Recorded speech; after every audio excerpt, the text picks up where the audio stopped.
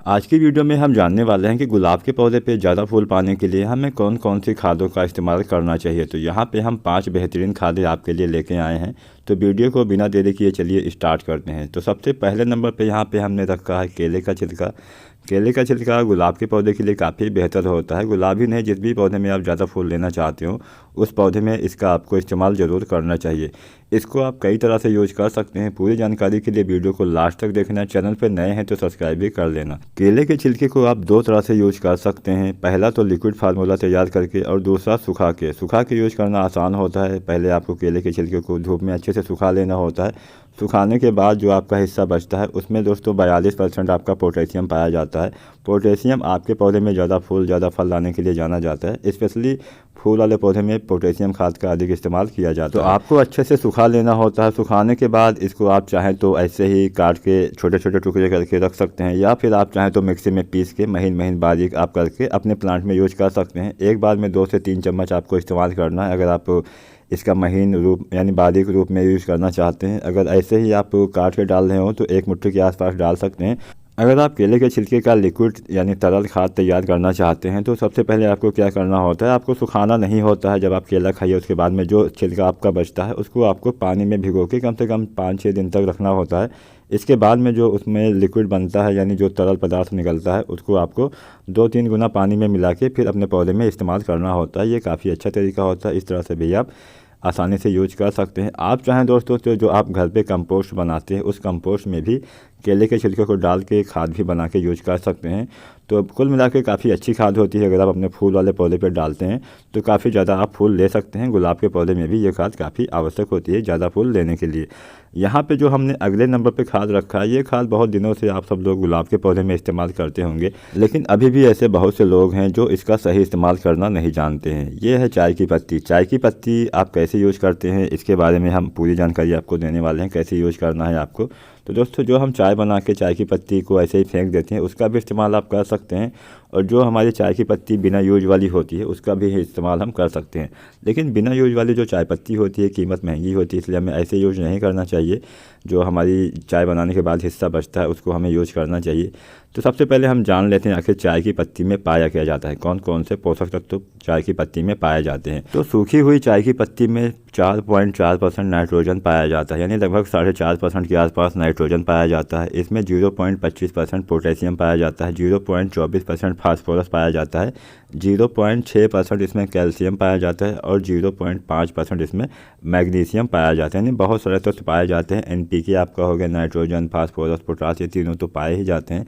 इसके अलावा कैल्शियम और मैग्नीशियम भी पाया जाता है जो आपके प्लांट के लिए बेहतर होता है। इस प्लांट को इन सभी पोषक तत्वों की काफ़ी अधिक आवश्यकता होती है।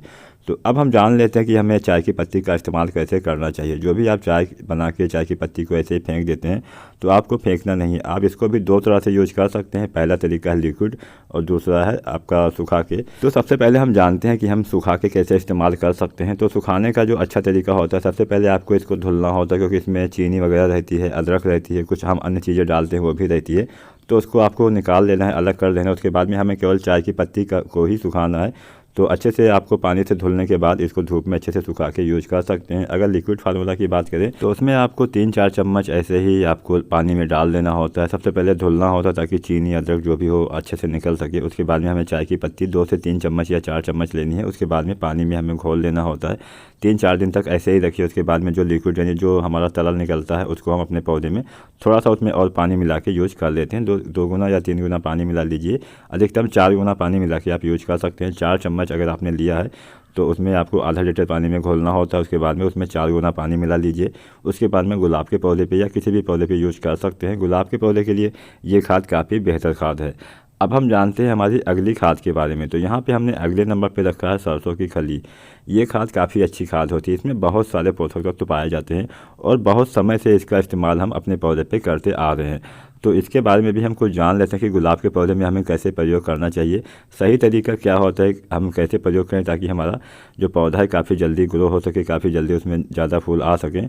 तो जो सरसों की खली होती है इसमें नाइट्रोजन, फास्फोरस, पोटेशियम अच्छी मात्रा में पाया जाता है। इसके अलावा इसमें बहुत सारे जो सूक्ष्म पोषक तत्व होते हैं वो पाए जाते हैं जो हमारी प्लांट के लिए बेहतर होते हैं। दोस्तों आप जानते होंगे सरसों की खली का इस्तेमाल हम अपने खेतों में भी करते हैं फसलों की अच्छी ग्रोथ के लिए। तो किसान बहुत दिन से इसका इस्तेमाल करते आ रहे हैं, तो ये आसानी से आपको मार्केट में मिल जा रही हैं।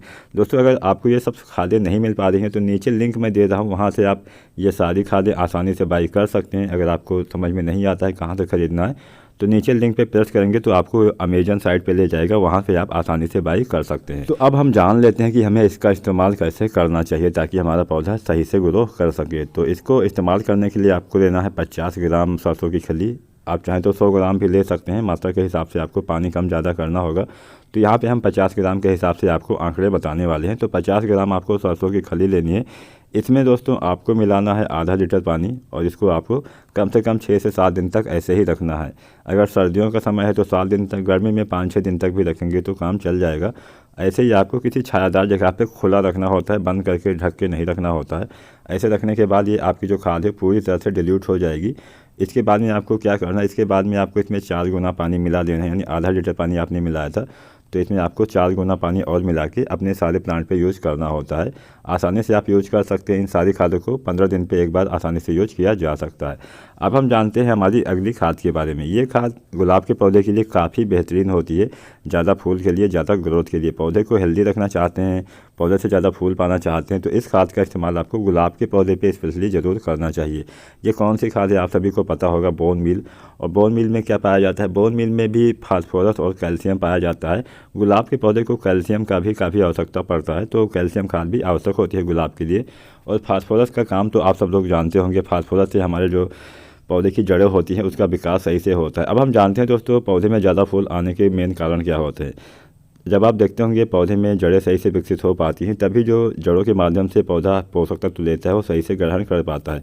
अगर पौधे की जड़ें सही से विकसित नहीं होंगी तो पौधा आप कुछ भी डाल दीजिए, चाहे पोटेशियम खाद डाल दीजिए या फिर आप पोटास इसमें डाल दीजिए, सीधा जो रासायनिक पोटास आता है MOP नाम से, तो भी उतना अच्छा फूल नहीं मिल पाएगा क्योंकि आपके पौधे की जो जड़ें होती हैं वो सही से विकसित नहीं हो पाती हैं। तो जड़ों के विकास के लिए, पौधे को हेल्दी बनाने के लिए और उसके तने को मजबूत करने के लिए हम डालते हैं उसमें बोन मील। बोन मील काफ़ी दिन तक आपके पौधे की मिट्टी में बना रहता है क्योंकि ये स्लो रिलीज फर्टिलाइजर होता है, धीरे धीरे आपके पौधे को मिलता रहता है। तो इसका इस्तेमाल आपको महीने में केवल एक बार ही करना होता है, बार बार नहीं करना होता है। तो बोन मील को आपको कैसे यूज़ करना है, बोन मील को आपको पौधे की मिट्टी में 2 चम्मच के आसपास, छोटा चम्मच है तो 2, बड़ा चम्मच है तो 1 चम्मच के आसपास अपने पौधे में महीने में एक बार यूज़ करना है। गुलाब हो या कोई भी पौधा, इसका इस्तेमाल आप कर सकते हैं। आसानी से मार्केट में मिल जाता है, नहीं मिलता है नीचे लिंक है, वहाँ से आप इसको खरीद भी सकते हैं। तो इस खाद के इस्तेमाल से भी आपका पौधा काफ़ी हेल्दी रहेगा, काफ़ी ज़्यादा उसमें फूल आएंगे और पौधे की जड़ें सही से विकसित हो पाएंगी। जड़ें विकसित होंगी तभी आप उससे ज़्यादा फूल ले सकते हैं। अब हम जानते हैं हमारी जो अगली खाद है उसके बारे में। तो यहाँ पे जो हमने अगले नंबर पे खाद दिया है, इस खाद का भी इस्तेमाल आपको गुलाब के पौधे पे करना होता है। बार बार नहीं, महीने में एक बार आपको इसका इस्तेमाल करना होता है। कितनी मात्रा में करना होता है, कौन सी खाद, ये भी हम जान लेते हैं। इसको एप्सम साल्ट नाम से जानते हैं, यानी मैग्नीशियम सल्फेट नाम से मार्केट में आसानी से आपको ये भी मिल जाता है। नहीं मिलता है नीचे लिंक है, यहाँ उससे भी बाई किया जा सकता है। तो इसका जो काम होता है उसके पहले हम जानते हैं इसमें कौन कौन से तत्व पाए जाते हैं। इसमें मैग्नीशियम प्लस सल्फर दोनों पाया जाता है जो हमारे पौधे में फूल खिलाने में काफ़ी मदद करता है, पौधे के पत्तों को हरा भरा रखने में मदद करता है, पौधे को घना करने में भी काफ़ी मदद करता है और बीजों को उगाने में भी काफ़ी मदद करता है। इसके ये काम होते हैं। तो अगर आपके पौधे के पत्ते हरे रहेंगे, ये क्लोरोफिल बनने में मदद करता है जिससे आपके पौधे आसानी से भोजन बना पाते हैं और पत्तियां आपकी हरी रहती हैं। एक बात का आपको ध्यान देना है कि जो एप्सम साल्ट होता है ये सेंधा नमक नहीं होता है। सेंधा नमक में क्या पाया जाता है, सेंधा नमक में सोडियम और क्लोरीन पाया जाता है जो हमारे लिए तो अच्छा होता है लेकिन पौधे के लिए बेहतर नहीं होता है। तो आपको एप्सम साल्ट जो होता है वो मार्केट में आसानी से मिल जाता है। इसका इस्तेमाल महीने में एक बार आधा चम्मच के आसपास करना होता है। तो इन 5 खादों का इस्तेमाल करके आप अपने गुलाब के पौधे पे बहुत ज़्यादा फूल ले सकते हैं। वीडियो पसंद आई हो तो लाइक ज़रूर करना, कुछ भी समझ में नहीं आया नीचे कमेंट करिए, चैनल को सब्सक्राइब जरूर कर दीजिए। धन्यवाद।